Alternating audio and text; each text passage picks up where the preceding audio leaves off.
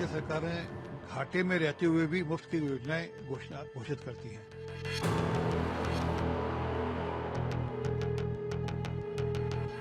The fundamental difference is when it is given to the poor, we call them freebies.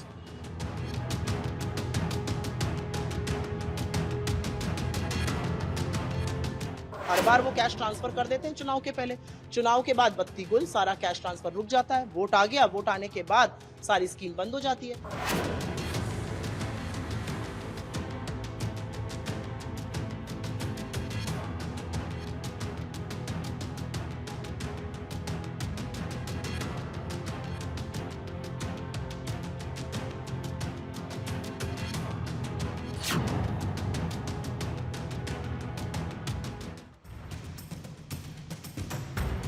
नमस्कार, मैं हूं अदिति नागर और आज हम उस कड़वे सच पर बात करेंगे जिसे राजनीति में और चकाचौंध का जो अक्सर राजनीति के चकाचौंध में अक्सर छिपा दिया जाता है और चुनाव आते ही जनता के सामने वादों की थाली सजा दी जाती है। कहीं मुफ्त बिजली, कहीं मुफ्त पानी, तो कहीं सीधा कैश ट्रांसफर।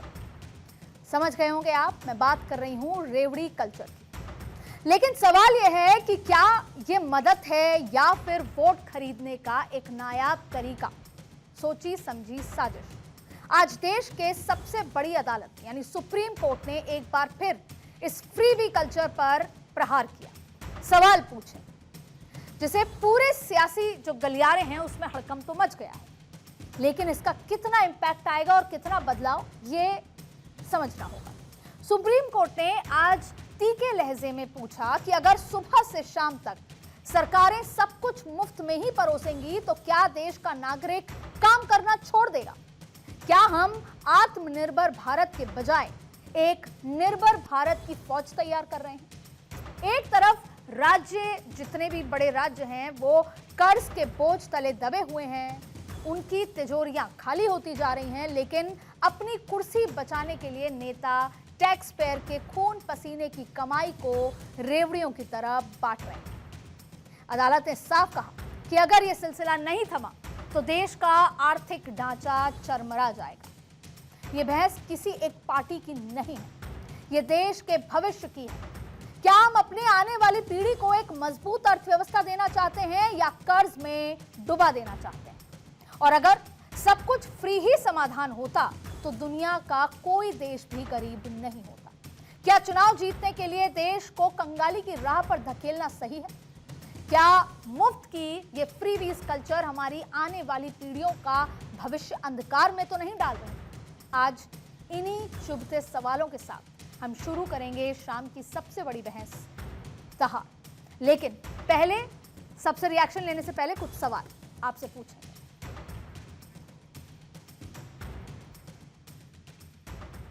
देखिए, वो तो सरकार का निर्णय है ना, मेरा अकेला तो नहीं देखना पड़ेगा। वो तो सही है, आपने कहा है, बहुत स्टेट ने बहुत मुफ्त में दे रहा है, जरूर तो उसका असर तो हो जाएंगे डेवलपमेंट पे, तो उसके बारे में सरकार सोचना पड़ेगा।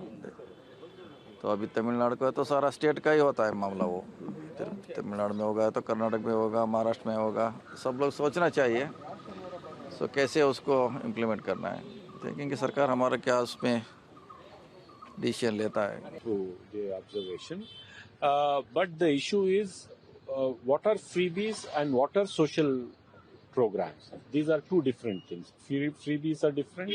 Social programs, keeping in mind the development of the most needy people, is one thing, and all those freebies given only to win elections are two different things.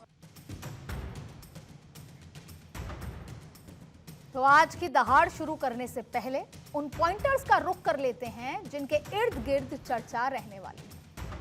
Party अलग, formula same, cash transfer photo का game, freebies चुनावी संजीवनी, pressure में state economy, SC की चिंता बढ़ी, कब तक बटेंगी रेवड़ियां, आजीविका या उपहार, कैश से ही बनेगी सरकार, पैसा लो वोट दो वाली सियासत, कब सुधरेगी आदत।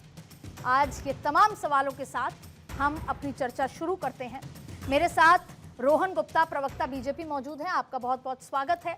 डॉक्टर अजय उपाध्याय, प्रवक्ता कांग्रेस, आपका भी बहुत बहुत स्वागत है। सोमनाथ भारती, प्रवक्ता आम आदमी पार्टी, आपका स्वागत है। और सतीश केसिंग, वरिष्ठ पत्रकार, आप सभी का दहाड़ में जुड़ने के लिए बहुत बहुत स्वागत है। लेकिन चर्चा शुरू करने से पहले मैं आप चारों से 10-10 सेकंड के लिए एक बात समझना चाहती हूं, और बात यह है कि आप लोगों के हिसाब से मैं 10 सेकंड में वो परिभाषा समझना चाहती हूं कि फ्रीबीज क्या है और वेलफेयर स्कीम्स क्या है, इनके बीच में क्या अंतर है। मैं 10 सेकंड, सबसे पहले रोहन गुप्ता जी आप मुझे बता दीजिए क्या परिभाषा है।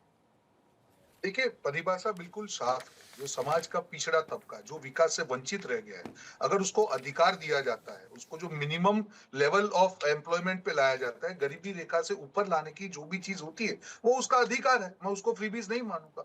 फ्रीबीज का मतलब ये है कि आप जाने बिना, समझे बिना, प्लानिंग के बिना ऐसी वादे कर दें कि जो आप सरकार में आने के बाद पूरे ना कर पाए, और स्टेट की माली हालत इतनी खराब हो जाए कि आपका जो एग्जिस्टिंग पैसा है, सैलरी है, वो भी आप निकाल ना पाए, उसको मैं फ्रीबीज कहूँ। ठीक है, अजय उपाध्याय जी 10 सेकंड में प्लीज। राज्य के नीति निर्देशक तत्व जो संविधान में वर्णित है अध्याय 4 में, उसके अनुरूप जो भी कल्याणकारी योजनाएं सरकार जनहित में करती हैं, उनका दायित्व भी बनता है कि आर्थिक तौर पे विपन्न जो लोग हैं उनको मुख्य धारा में लाया जाए, उनको आर्थिक सहायता हो, सामाजिक सहायता हो, उनको मिलनी चाहिए।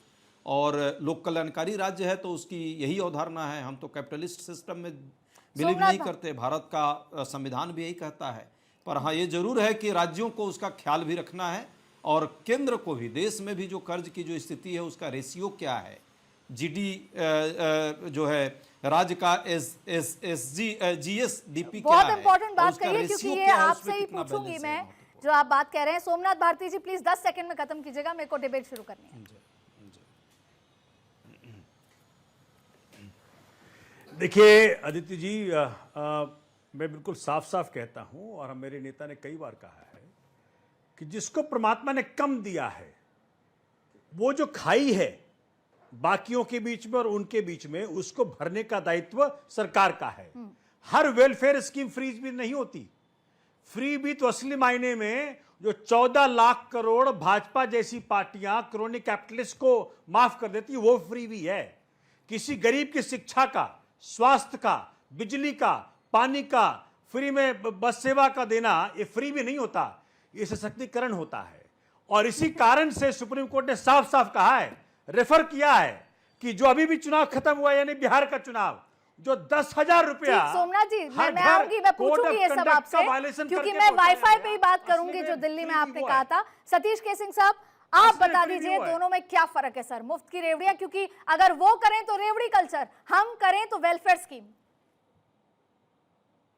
यही आपने ही कह दिया, और सारी पार्टियों के नेताओं का इसी प्रकार से एक एक बार आप नाम अपना माइंड में ले लीजिए तो आपको समझ आ जाएगा कि कभी रेवड़ी होता है, कभी फ्री भी हो जाता है, कभी लुटा देना होता है, और सब नेता अपने अपने हिसाब से करते सब हैं, लेकिन अलग अलग समय पर अलग अलग बात बोलते हैं। लेकिन मैं एक बात बोल देना चाहता हूं, देखिए अर्थव्यवस्था का जो संरचना है उसमें जो दोष है, इसी की वजह से आपको अंत्योदय करना पड़ता है।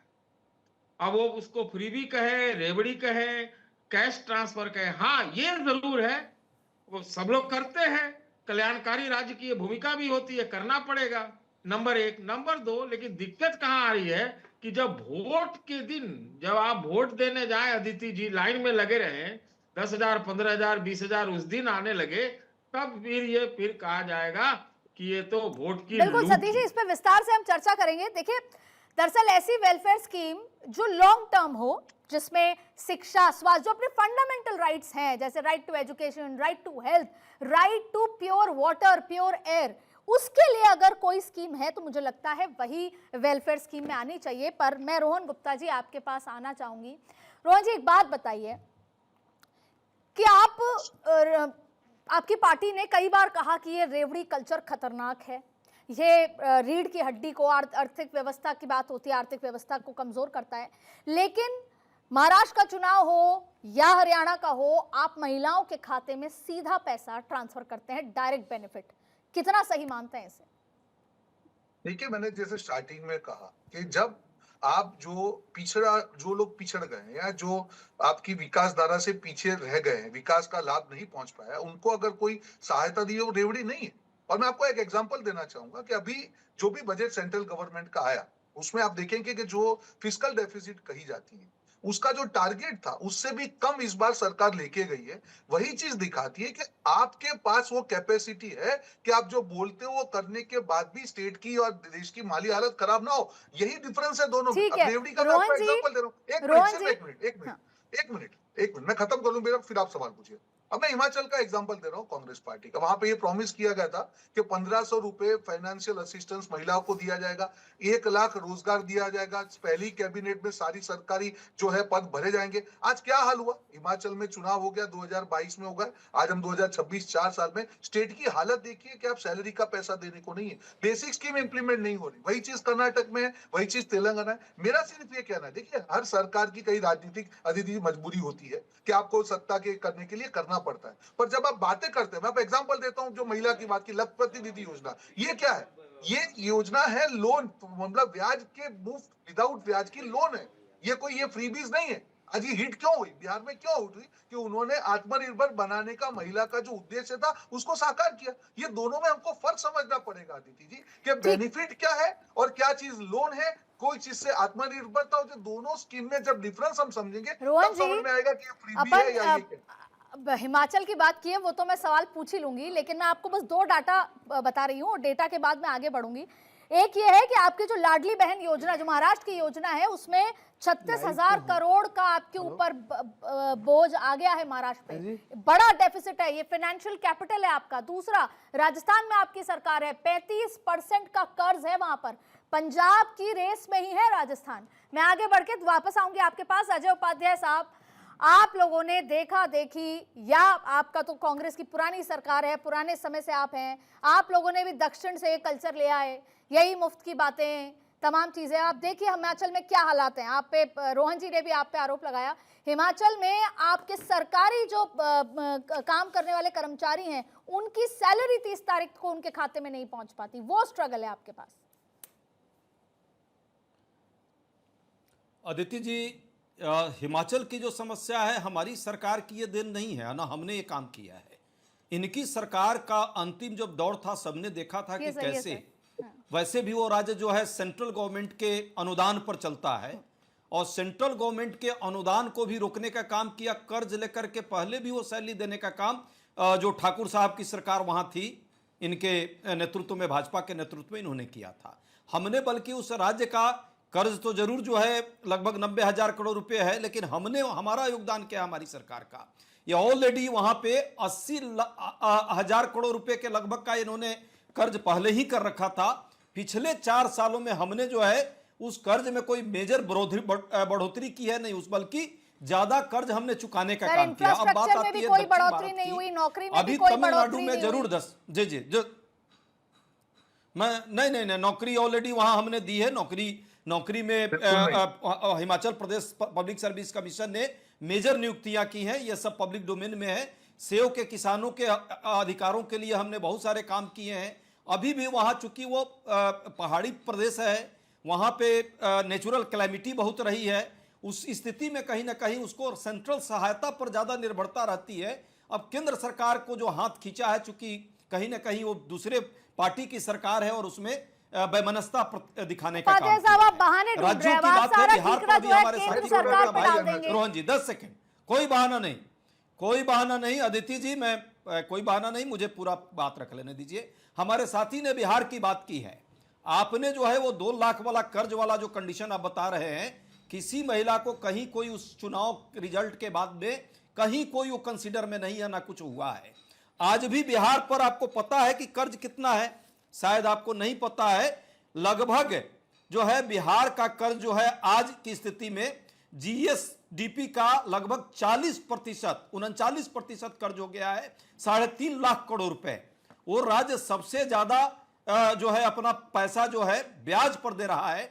और चुनाव के ऐन वक्त, जब चुनाव की घोषणा सिर्फ हुई नहीं, चुनाव जब वोटिंग होने वाली थी उसके 5 दिन पहले पहली किस्त, दूसरी वोटिंग के 2 दिन पहले तो आगे 5 राज्य के चुनाव और हैं। मैं मुस्कुरा रहे हैं रोहन जी, मैं आऊंगी आपके पास। ये तो घूसखोरी है। हाँ, ये वही बात तीसरी है। बात, दक्षिण भारत की बात की है आपने तो ऐसे महाराष्ट्र आपने दिखा ही दिया।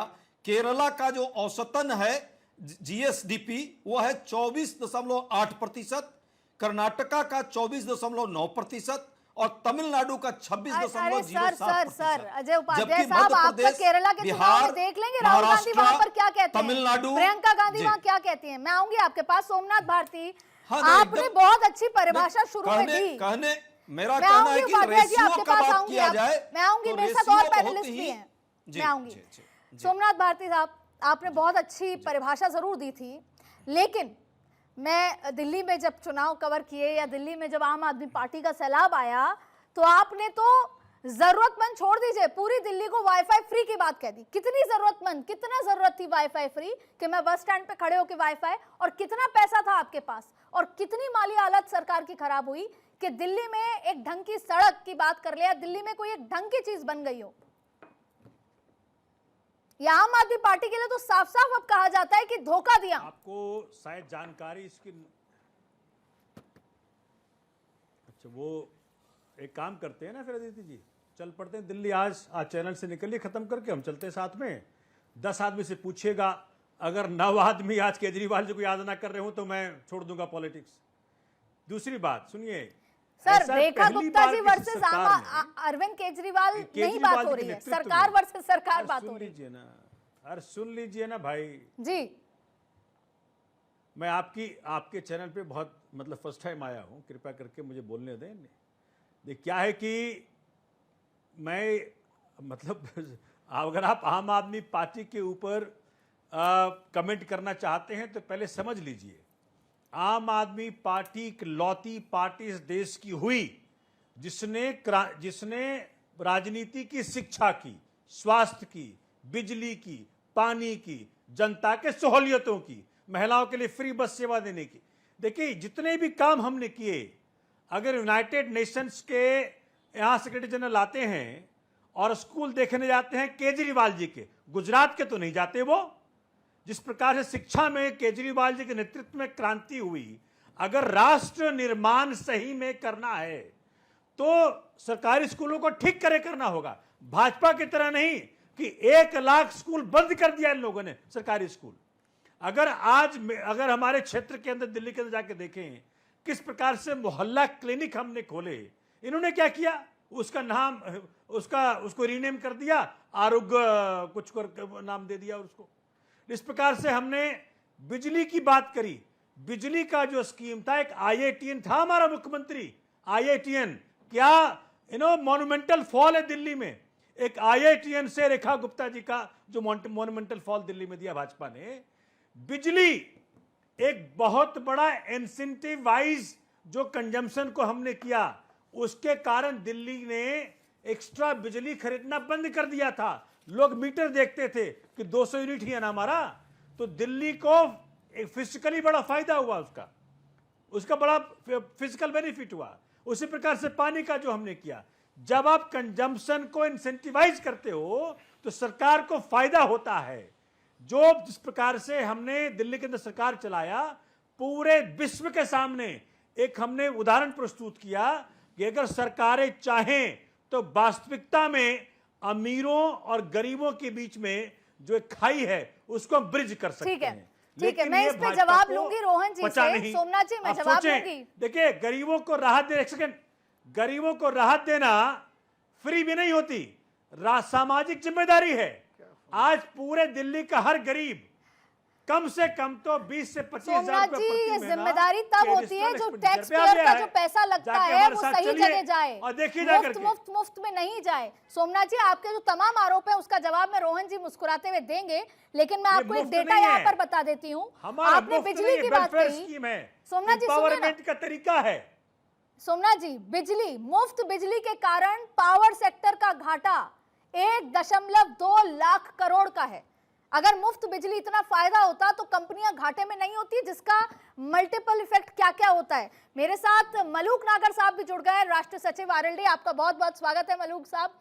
आपसे सीधा सवाल ये है कि अब आपको चाहे ना चाहे बीजेपी की तारीफ करनी पड़ेगी, लेकिन सवाल ये है कि जो आपका इलाका है उत्तर प्रदेश का, 2027 चुनाव है, बस क्रिएट हो चुकी है, लेकिन जो किसानों के हित की बातें आप करते हैं और जो किसान और भाजपा के बीच में एक जो ट्रस्ट की खाई है, ये दोनों में बहुत अंतर है। तो जब आप चुनाव में आते हैं, हमेशा आप साझा चुनाव लड़ते हैं किसी न किसी अलायंस के साथ, तब तो आप किसानों को बड़ी बड़ी बातें कर देते हैं।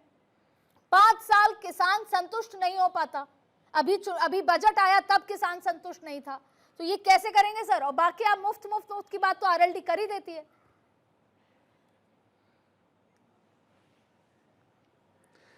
आदित्य, आपने पार्लियामेंट कवर करी है और पार्लियामेंट में आपने मुझे बोलते हुए देखा है जी, और आप ये कैसे कह सकते हो किसान और एनडीए या किसान और भाजपा के बीच में दूरी है?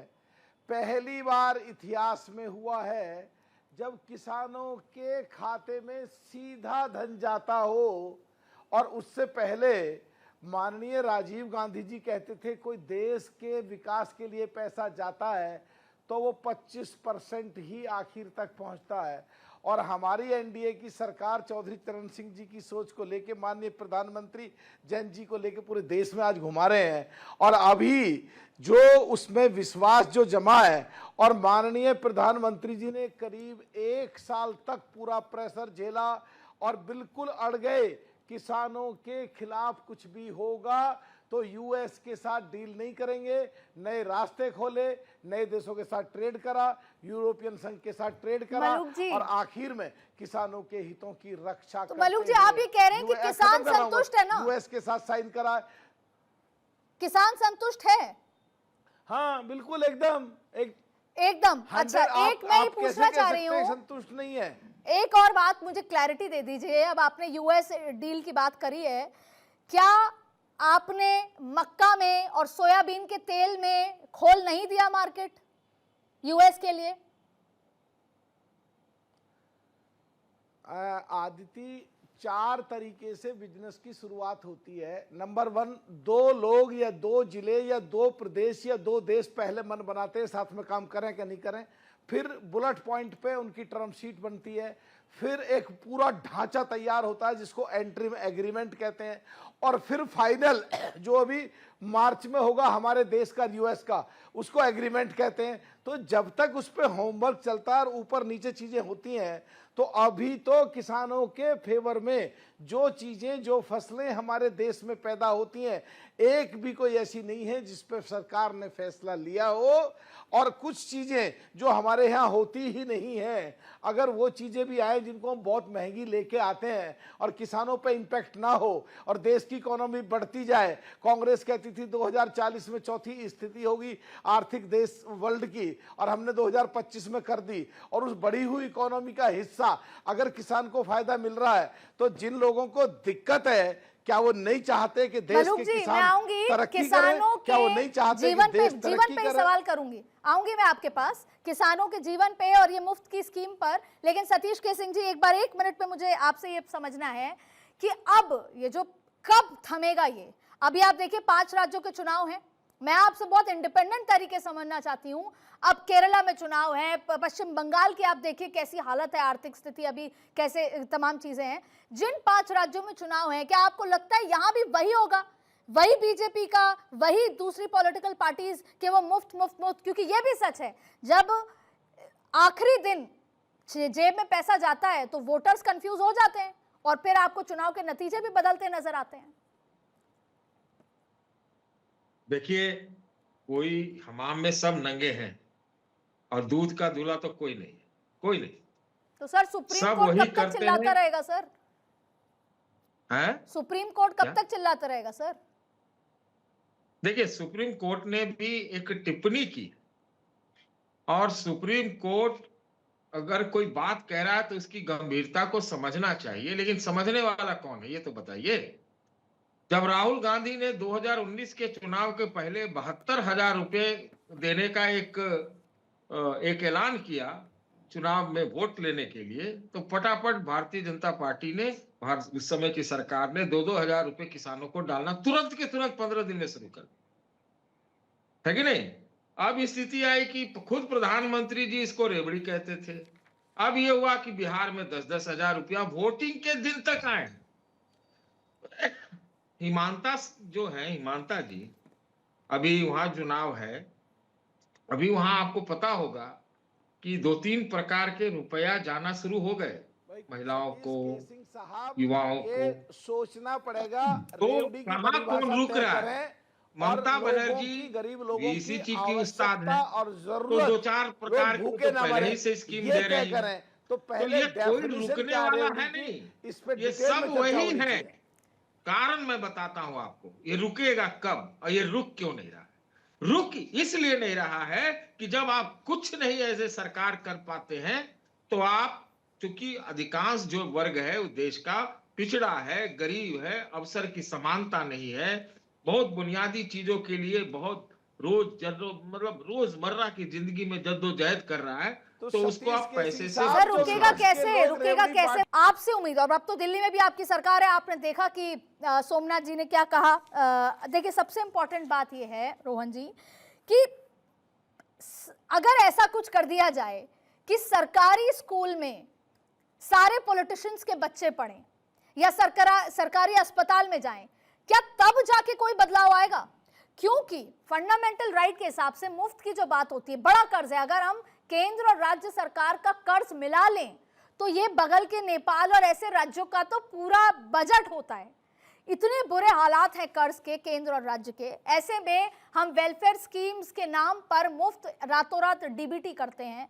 मुझे याद है मैं महाराष्ट्र में चुनाव कवर कर रही थी तो एक रात पहले कुकर आ रहे थे घर पे, अब वो जो भी पॉलिटिकल पार्टी भेज रही है। मैं आसाम गई तो आसाम में लेबर नहीं है क्योंकि उनके घर में मुफ्त राशन है, तो वो आते ही नहीं है काम करने, साड़ी बनाने आते ही नहीं है कि भाई मुफ्त राशन आ रहा है, सब कुछ घर आता है, बीवी के खाते में पैसे आते हैं, जाना ही क्यों है, काम ही क्यों करना है, जो चिंता है सुप्रीम कोर्ट की है। तो रोहन जी एक आपसे सवाल, हमारी सड़क अभी तक इतनी ठीक नहीं हुई कि हम उस दिन युवराज को बचा सकते हैं, नोएडा जैसी जगह एनसीआर में।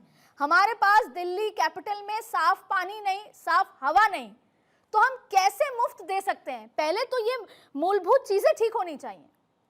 बिल्कुल अदिति जी, आपका बिल्कुल सवाल है और इसका मैं बहुत ट्रांसपेरेंटली क्लियरली आंसर दूंगा। पहले जो आम आदमी पार्टी के प्रवक्ता ने बात की, महिमा मंडन किया, अभी तो 1 साल काल हुआ है भाई, 1 साल हुआ है आपकी सरकार गए, धोखा तो आपने दिया था दिल्ली को, और तभी आपका शीश महल जो है बिल्कुल मॉन्यूमेंटल डिफरेंस आया है। ये रेखा जी हैं जो सामान्य घर में रहती है और आप तो 4 मीनार बना लिए थे, शीश महल बना, जिसको दिल्ली की जनता ने धक्का मारा। सिंबॉलिक से कुछ नहीं होता है, आपने एक स्कूल बना दिया, 50 लोगों को इनवाइट कर रहे हैं, उसके पीछे 99 स्किल का वही हालत है। सिंबॉलिक लंबी चीज नहीं चलती और इसीलिए आम आदमी पार्टी हारी। उन्होंने किया पर सिंबॉलिज्म किया, उन्होंने हकीकत में नहीं किया। माली हालत जो स्टेट सरप्लस था उसको डेट में लेके गए, पहले सरप्लस था दिल्ली, उसको माइनस में लेके गए और फिर यहाँ पे बड़ी बड़ी बातें कर रहे हैं। जनता तो चीज समझती, बहरहाल उसको हम बाजू में रखते थे। बहुत इंपॉर्टेंट चीज आपने कही, ये सरकार का अगर आप बजट देखेंगे, जो केंद्र सरकार का बजट आता है, जो कैपिटल एक्सपेंडिचर है, वो जो 2 लाख 2.5 लाख करोड़ का होता था, वो 12.5 लाख करोड़ इस साल का जो बजट है उसमें एक्सपेंडिचर जो कैपिटल हो 12.5 लाख करोड़। आपकी बात बिल्कुल सही है, बुनियादी ढांचा जब तक पूरी तरीके से विकसित नहीं होगा तब तक हम कोई भी बात करें, जब तक आम आदमी का भला नहीं होगा। और इसलिए 27 करोड़ लोग गरीबी रेखा से ऊपर है, ये मेरा कोई आंकड़ा नहीं है। और जो आयुष्मान भारत योजना है, जो सबसे बड़ा है, राइट टू हेल्थ, बहुत बड़ी चीज है, आज उसका आप सक्सेस रेशियो देखिए, हर आदमी, हर धर्म, हर जाति के आदमी आज पूरे देश में, आज उसको वो टेंशन नहीं है कि अगर मेरे परिवार में रोहन जी क्योंकि आप केंद्र सरकार को रिप्रेजेंट कर रहे हैं। और एक चीज, गिव मी 1 मिनट, 1 मिनट, जो अनाज की बात है, फ्री करोड़ जो सड़ रहा था एफसीआई के गोडाउन में, आज उसको जनता तक पहुंचाया गया। आज टेक्नोलॉजी के माध्यम से डायरेक्ट बैंक ट्रांसफर, जहां पे कोई बीच में बिचौलिया नहीं है, सारे बेनिफिट डायरेक्ट। तो ये जो बुनियादी ढांचे में सुधार है, जो लीकेजेस है, पहले उसको रोकने का काम है। दूसरी बात, माली हालत को खराब किए बिना फिस्कल डेफिसिट का रेशियो कम हो रहा है। ये पहली बार हो रहा है देश के इतिहास में कि सरकार इतने ज्यादा इंफ्रास्ट्रक्चर के या वेलफेयर के काम करने के बाद भी अपनी माली हालत को सुधार रही है, क्योंकि ये सरकार की योजना का नतीजा है। तो मैं यही कहूंगा दीदी जी, एक लॉन्ग टर्म प्रोसेस है, पर सरकार, भाजपा सरकार, एनडीए सरकार बहुत क्लियर है कि हम क्या कर रहे हैं। हम कोई भी चीज ऐसे नहीं करना चाहूंगा कि देश की जो आर्थिक स्थिति उसको खराब करके हम बड़ी बड़ी बातें। एक लाइन में बस इतना बता दीजिए, क्या अगले साल जब सर्दियां आएंगी तो दिल्ली राजधानी एनसीआर में हवा साफ मिलेगी या नहीं, यमुना साफ मिलेगी या नहीं? मैं जो प्रोसेस शुरू किया है, देखिए वापस ये लॉन्ग टर्म इश्यू है, इसको हमने शुरू किया है, आप देखते जाएंगे। सर आज ही लॉन्ग टर्म है, पहले कहते थे आपके आम आदमी पार्टी नहीं कर पा रही है। बिल्कुल। और मैं आपको दावे के साथ कह रहा हूं कि जिस प्रकार से हम बड़ी बड़ी हवाई बातें नहीं करते हैं कि अरे पराली जब पंजाब में सरकार नहीं थी तो पराली के ऊपर हम लोग आक्षेप करें, बिल्कुल नहीं। जिम्मेदारी है, निभाएंगे और इंप्रूवमेंट हो रहा है, आगे भी करके दिखाएंगे। अजय उपाध्याय साहब, मलूक नागर साहब ने ये कहा कि किसान खुश है, किसान संतुष्ट है, आरएलडी से भी, बीजेपी से भी। अच्छा, मैं अजय जी आपके पास इसलिए आऊंगी, please permit me to revert. मैं आऊंगी आपके पास, मैं आऊंगी। तो अजय उपाध्याय साहब, राहुल गांधी ने, मुझे याद है, नहीं ऐसे नहीं चलेगा। चलिए सोमनाथ जी 10 सेकंड दूंगी क्योंकि मुझे अजय जी के पास आना है। चलेगा नहीं ऐसे। सोमनाथ जी 10 सेकंड ले लीजिए, 10 सेकंड के बाद मैं आऊंगी अजय जी के पास, आपकी टर्न आएगी मालिक। ये देखिए, दे दीजिए सोमनाथ जी को बेचैनी है, काउंटर कर दीजिए। रोहन जी कहने को है, नहीं रोहन जी भूल गए हैं, बोल लेने दीजिए साथी। रोहन जी भूल गए हैं, इसके बाद भाजपा के प्रवक्ता भूल रहे हैं कि युवराज मेहता जो किसी पिता के होनहार बेटा थे, उनकी मृत्यु भाजपा के द्वारा जो शासित यूपी है वहां के गड्ढे में हुई है। 9 साल से भाजपा वहां पे है। इनको शर्म नहीं आती है किसी के बच्चे की मौत को ट्रिविलाइज करने में। आपने दिल्ली की जनता को यहां तक हो गया कि उनका पूरा परिवार अमेरिका शिफ्ट हो रहा है। शीश महल बनाते आनी चाहिए। देखिए, दूसरी बात, आज शीश महल कर रहे हैं। आज पूरे देश में हर राज्य में वो शीश महल, कई शीश महल खड़ा कर दिए हर जिला के अंदर। आयुष्मान योजना इनका जीरो, दिल्ली का कोई प्राइवेट हॉस्पिटल आयुष्मान योजना का कोई स्कीम नहीं चलाता। आपको 10 आपने रिवर्ट कर दिया। पंजाब पे आऊंगी सोमनाथ जी पंजाब पे आऊंगी मैं, पंजाब के हालात पे भी आऊंगी, उसके बाद रोहन जी से भी कमेंट लूंगी। एक बार अजय उपाध्याय जी मुझे ये बता दीजिए, राहुल गांधी ने राजस्थान में आके कहा, कर्नाटक में कहा लोन माफी कर देंगे, फिर उन्हीं की पार्टी के लोग कह रहे हैं कि अरे वेवर अलग है, केंद्र सरकार की मदद नहीं मिली और आपने किसानों के साथ कुछ नहीं किया। मैं राजस्थान क्यों इसलिए कह रही हूं, किसान वहां त्रस्त थे, फिर आपकी सरकार भी चली गई। मलूक नागर साहब ये कह रहे हैं कि भैया हमारे तो उत्तर प्रदेश के किसान, देश का किसान खुश है बीजेपी से। अब बीजेपी से कितना खुश है नहीं खुश है तो दिख गया था जब यहाँ पे आंदोलन हुआ और सरकार को 3 काले कानून पर उसके बाद कई सरकारें जीत ली, कई राज्यों में सरकारें जीत ली बीजेपी ने। हरियाणा है उसका सबसे बड़ा उदाहरण। मेरी पूरी बात रख लेने दीजिए, मुझे पूरी बात रख लेने दीजिए, फिर आप काउंटर क्वेश्चन कर लीजिएगा। आपने राजस्थान की बात की है, कुछ न कुछ जरूर हमारी उस समय की प्रशासन में, उस समय के हमारे जो सरकार थी उसमें कमी रही होगी, तभी हमारी सरकार वहां नहीं रही। मलूक जी आऊंगी, मलूक जी बस अगला आपके पास कर रहे हैं। हमने जो वादे किए थे वो सब हमने पूरा करने का। उसके बाद अगर बीच में लगा कि हमारी बात सुनी जाती है और हमारी बात मानी जाती है, करता नहीं है। मलूक जी आऊंगी, मलूक जी आपका जवाब दूंगी मैं, मलूक जी जवाब दूंगी आपका। अजय जी इतना फर्जी नेता है, इनको ना किसानी पता है, ना इनको बिजनेस पता है, झूठ में आकर के यहाँ चिल्लाने का आपने दे दिया। अभी चिल्लाएंगे, मेरा टाइम खाएंगे। अब आप इस तरह चाहती हैं डिबेट करना। मलूक जी मैं आऊंगी ना आपके पास। ये बुलेट मलूक जी आप ही का तो काउंटर ले रही हूँ मैं। ट्रंप साहब ने तो तुम्हें 8.5% अरे सर आऊंगी मैं आपके पास। मलूक जी मैं आ रही हूँ आपके पास। मलूक जी का नाम लेते लगता है बस। ठीक है अजय जी आप बात खत्म कीजिए। अजय जी बात, मलूक जी मैं आ रही हूँ आपके पास। अजय जी अपनी बात खत्म कीजिए। दिन में बात नहीं बोलूंगा। इन्होंने मलूक भाई ने कहा, अरे मलूक भाई, अरे भाई नहीं बोलूंगा। अजय जी बोलिए, अजय जी बोलिए। रात का काम दिन में करते हैं। बुलेट पॉइंट पर इन्होंने कहा कि बुलेट पॉइंट पर जो है ट्रंप जो है समझौता किया है, वाकई बुलेट पॉइंट पर किया है। वो मोदी जी के कनपट्टी पर कट्टा लगा करके वो समझौता हुआ है। और आपने अदिति जी जो बात रखी है मक्का सोयाबीन, तो वाकई इस देश के लिए बहुत बड़ा गद्दारी का काम हुआ है। यदि किसानों को मक्का और सोयाबीन वहां से आयात करना, मलूक जी में आपकी टर्न आएगी, किसान की आत्महत्या के रेशियो और बढ़ मलूक जी आपकी टर्न आएगी। एक बार अजय जी को पूरा कर लेने दीजिए। कपास की खेती जो है क्या करोगे, पहले से भी परेशान है कपास के किसान, और आगे परेशान होंगे कपास के किसान। अब बताइए ना, चारा भी अब अमेरिका से लाएंगे। ये बुलेट वाकई मलूक जी ऐसे चर्चा नहीं हो पाएगी, तभी चारा मंगाना पड़ रहा है मोदी जी को। भारत में चारा की कमी, तो किसानों के हित ऐसी कितना है सबको पता है। ये जो हालात किया है इन लोगों ने, देश के किसान अरे तो बखूबी ट्रम्प देख जी रहा को है ट्रम्प और कैसे समय कह आने रहे हो? पर इनका इलाज भी करेगा। ट्रम्प अब मलूक जी साहब को परेशान ट्रम्प है कैसे कह क्योंकि रहे हो? मलूक साहब को Interim agreement न को किसानों के समझो। हित की रक्षा कर पा रहे हैं। ठीक। मोदी गान कर रहे हैं दिन भर, मोदी गान के अलावा इनके पास कुछ है ही नहीं। ठीक है, तो मोदी, मलूक जी मोदी, बड़ा मोदी, आरोप मोदी लगा चिल्लाते दिया रहते अजय हैं। उपाध्याय जी अरे ने भाई, आप पे। किसानों अरे को मिला हाँ, बड़ा क्या? आरोप लग गया है आप पे। अरे तुम मुझे क्या आप ही जानो बताइए मलूक जी, कांग्रेस सुनिए ना, हो, कांग्रेस आपने हो। अजय जी के ट्रम्प कान जो में बोला है। विधायक मोदी जी रहा का हूं। गर्दन पकड़ लिया एप्स्टीन फाइल के चक्कर में, और एप्स्टीन फाइल को आप समर्थन हम बात फ्रीबीज की कर रहे हैं, चर्चा निकली है, कहाँ पहुंच गई है? ठीक है, मैं आपका कमेंट ले लेती हूँ मलूक जी आप ही के पास आ रही हूँ, मलूक जी आप ही के पास आ रही हूँ। आप लोक प्रतिनिधि रहे, आप जनता से चुन कर गए थे, इसीलिए ऐसा हाल हो रहा है आपका और आपके पार्टी का। क्या बोल रहे हो? अरे कुछ तो मलूक जी, मैं आप ही के पास आ रही हूँ, मलूक जी। के साथ जिसका समझौता उसके साथ आप हैं, उसका आप समर्थन कर रहे हैं। अरे कुछ तो शर्म कीजिए मलूक भाई।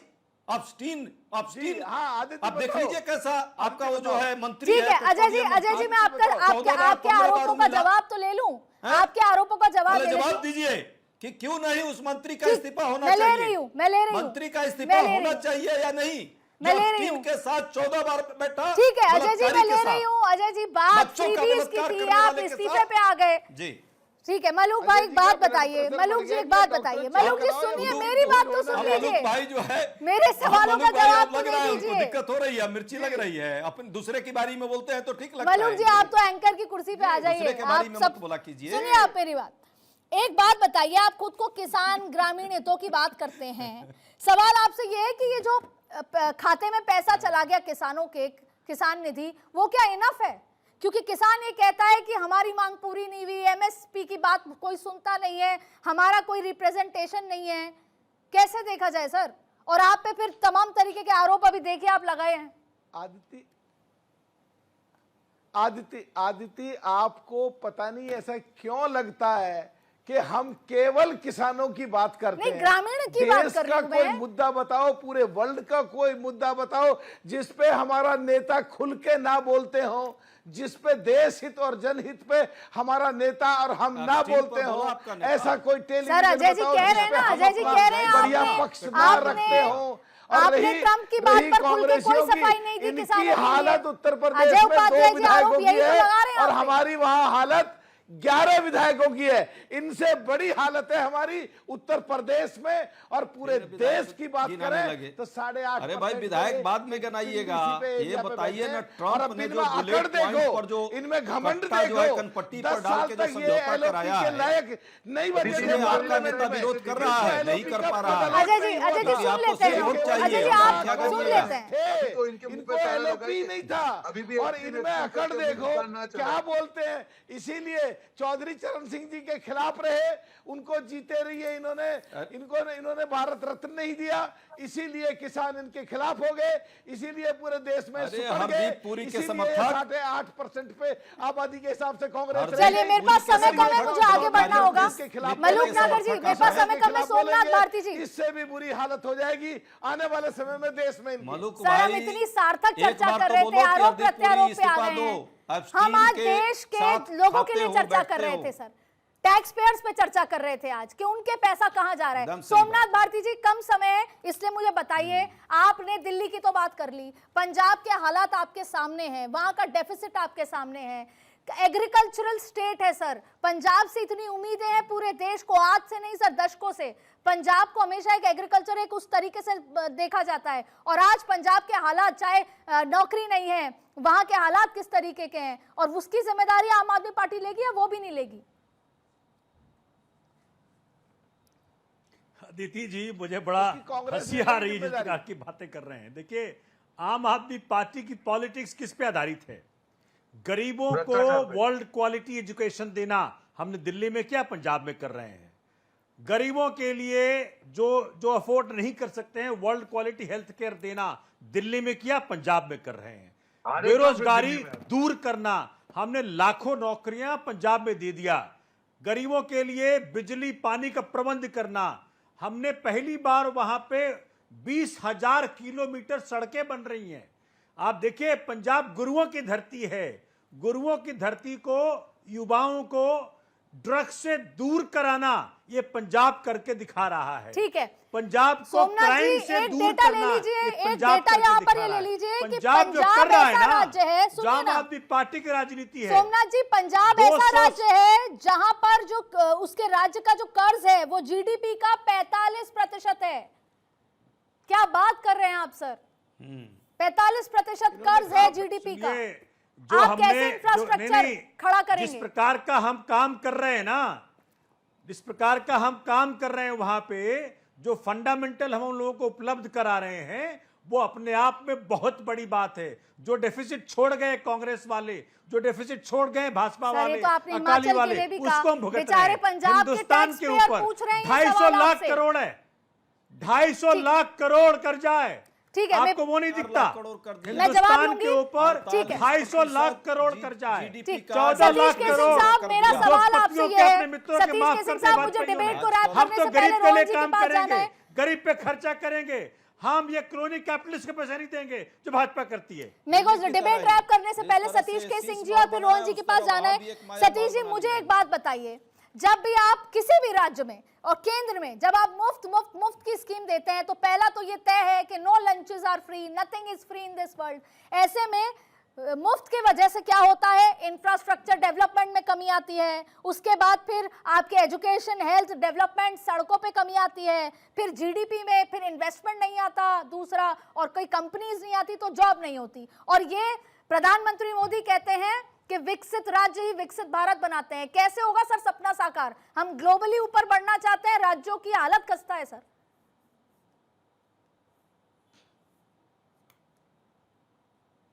सतीश जी, आपकी आवाज नहीं आ रही है, मुझे आगे बढ़ना होगा। अनम्यूट कर लीजिए एक बार आप अपने आप को। हाँ, मैं ये कह रहा हूं कि विकसित भारत की जब हम बात करते हैं तो विकसित भारतीय तो ऑलरेडी वो भारत विकसित हो चुका है। बात है इंक्लूसिव इकोनॉमी की, समेकित भारतीयों के इकोनॉमी की, और वो जब तक एकीकृत वो नहीं होगा तब तक ये फ्रीबी रेवड़ी के नाम से चलता रहेगा। आप उससे निजात भी नहीं पाएंगे, आप उसको गलत भी बताएंगे तो भी आप करेंगे। एक बात ये है, बात सही है आपकी कि रेवड़ी की परिभाषा होनी चाहिए, फ्रीबी की या मूलभूत सुविधाएं जो भी हम कह लें, उससे चीजें बाधित होती हैं। लेकिन जब तक इकोनॉमी में सबकी भागीदारी नहीं होगी तब तक ये आपको करना पड़ेगा। ये तो आसान रास्ता है ना, कोई भी सरकार पार्टी के लिए कुछ मत करो, 2, 4, 5, 10, 20 हजार चुनाव के समय बांट दो। मैं अब एक मूलभूत बात करना चाहता हूं, बहुत जरूरी है इस वक्त, और यहां से मैं बात उठा रहा हूं राष्ट्रीय मीडिया में। जिस तरह से अमेरिका से अभी डील हुआ है और खास तौर से कृषि उत्पादों में भी कई चीजों का डील हुआ है, ये वक्त है कि यहाँ पर नेता लोग हैं कि आप एमएसपी को किसानों के हित में, भारत के किसानों के हित में एक कानूनी गारंटी दीजिए या मिनिमम खरीद की गारंटी दीजिए। ये दोनों गारंटियां इस वक्त की जरूरत है। तो फिर आपको किसानों को 2000 नहीं देना पड़ेगा। ठीक है रोहन गुप्ता जी, 30 सेकंड में मुझे डिबेट रैप करनी है। एक बहुत महत्वपूर्ण सवाल, एक तरफ तो हम ग्लोबल लीडर बनना चाहते हैं, दूसरी तरफ हम चुनाव से पहले मुफ्त की बात करते हैं। क्या ऐसा हो सकता है कि भारतीय जनता पार्टी एक स्टैंड ले? क्या संसद में कोई एक बिल या कोई चर्चा करे कि हमको डेफिसिट जिस भी सरकार का जितना है उस हिसाब से ही वो दे पाएंगे? ऐसा कोई एक तरीका आएगा, सिस्टमैटिक स्ट्रक्चर बनेगा, या आप एक बार फिर आसाम में, पश्चिम बंगाल में इसी तरीके की महिलाओं को डायरेक्ट बेनिफिट देंगे और फिर ये चीजें आगे बढ़ती जाएंगी? पर कैपिटा इनकम कम है, हम चौथी अर्थव्यवस्था पर हैं, लेकिन असलियत हमारी कुछ और है सर। देखिए अदिति जी, आपने जो सवाल पूछा उसका सिंपल जवाब है कि ये एक लॉन्ग टर्म प्रोसेस है। मैं अभी आप में कई साथी बता रहे थे कि देखिए, उपाय बताइए सर। मैं आपको जवाब दे रहा हूँ, आपका आप ऐसा मत करिए, मैं सारे जवाब दे रहा हूँ, ये इसका रीजन मैं डिबेट नहीं करता हूँ, बहुत स्ट्रक्चर वे में। और बीजेपी एनडीए सरकार ने ये करके दिखाया। जब मैंने आपको कहा कि फिस्कल डेफिसिट 4.3% का जो टारगेट है वो अचीव करना, ये अपने आप में एक बड़ी चीज है। दूसरी चीज, जो स्टेट को डिसबर्समेंट किया गया फंड का 25,57,000 करोड़, इसका मतलब 12.5% की वृद्धि जो सेंट्रल गवर्नमेंट की जिम्मेदारी है, डिसबर्समेंट टू स्टेट। तीसरी बात, अभी जो जी राम जी योजना की हम बात कर रहे हैं, 100 दिन के रोजगार से बढ़ा के 125 दिन करना। चौथी बात, लखपति दीदी से द्वारा महिलाओं को आत्मनिर्भर करना। पांचवी बात, मध्यम वर्ग को 12 लाख की इनकम तक का टैक्स फ्री करना। ये सब चीजें क्या है? क्योंकि देश का बड़ा मध्यम वर्ग है, 25-27 करोड़ जो लोग गरीबी रेखा से ऊपर आए, अब उनको जो हायर मिडिल क्लास में लेके जाना है। सरकार अपना काम कर रही है। कैपिटल एक्सपेंडिचर 2.5 लाख करोड़ से बढ़कर 12.5 लाख करोड़ होना, डिफेंस बजट 8% जीडीपी से होकर 11% होना, ये सारी चीजें जब एक साथ होती है वो फिस्कल डिसिप्लिन और सरकार की जो एक काबिलियत है उसके ऊपर उसकी मोहर लगाती है। हम दूसरे की तरह नहीं है कि सैलरी के पैसे ना हो, हम दूसरे की तरह नहीं है कि भ्रष्टाचार कर्नाटक में करते जाए और जनता को ना दे, हम दूसरे की तरह नहीं है कि तेलंगाना में चवन्नी का भी पैसा ना हो और जो व्यय करते रहे खर्चा। हमारे में फिस्कल डिसिप्लिन है और वही डिसिप्लिन रोहन जी आपका भी शुक्रिया, आप सभी पैनलिस्ट का बहुत बहुत शुक्रिया आज दहाड़ में जुड़ने के लिए। लेकिन ये चर्चा व्यापक तरीके से होने की जरूरत है।